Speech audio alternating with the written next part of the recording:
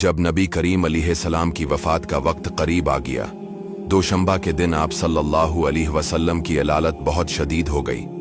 आपकी ख्वाहिश पर तमाम इज़वाज मतहरात ने इजाज़त दे दी कि आप हज़रत बीबी आयशा रदियल्लाहु ताला अन्हा के यहाँ क़ियाम फरमाएं। चुनांचे हज़रत अब्बास व हज़रत अली रदियल्लाहु ताला अन्हुम ने सहारा देकर आपको हज़रत बीबी आयशा के हुजरा मुबारका में पहुंचा दिया। जब तक ताकत रही आप खुद मस्जिद नबवी में नमाजें पढ़ाते रहे।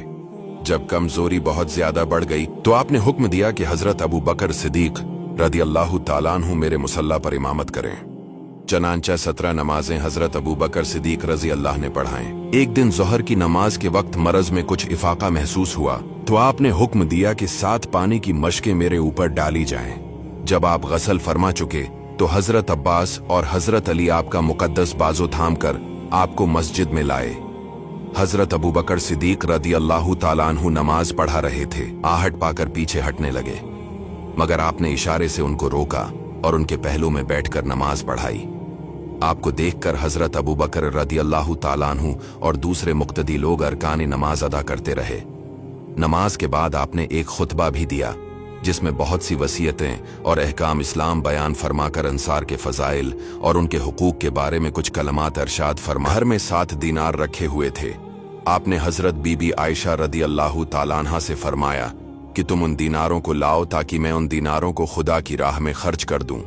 चनांचा हज़रत अली रज़ी अल्लाह के जरिए आपने उन दीनारों को तकसीम करा दिया और अपने घर में एक ज़रा भर भी सोना या चांदी नहीं छोड़ा। आपके मरज में कमी बेशी होती रहती थी।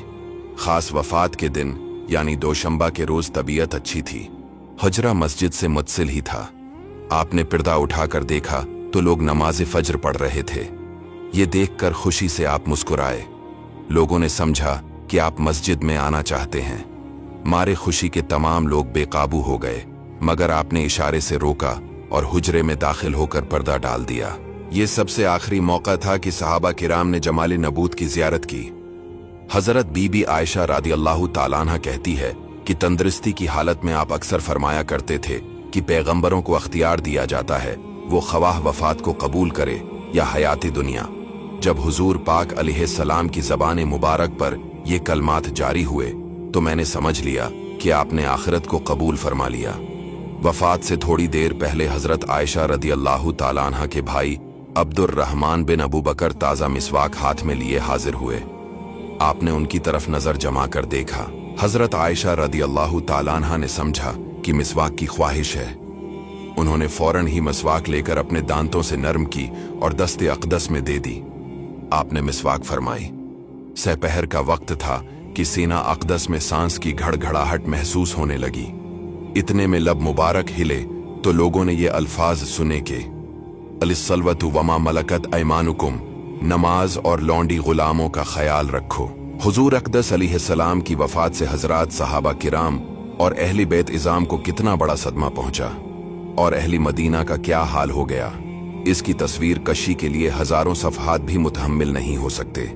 वो शमा नबूत के परवाने जो चंद दिनों तक जमाल नबूत का दीदार न करते तो उनके दिल बेकरार और उनकी आंखें अश्काबार हो जाती थी। जाहिर है कि उन आशिकाने रसूल पर जाने आलम सल्लल्लाहु अलैहि वसल्लम के दायमी फिराक का कितना रूह फरसा और किस कदर जान का सदमा अजीम हुआ होगा।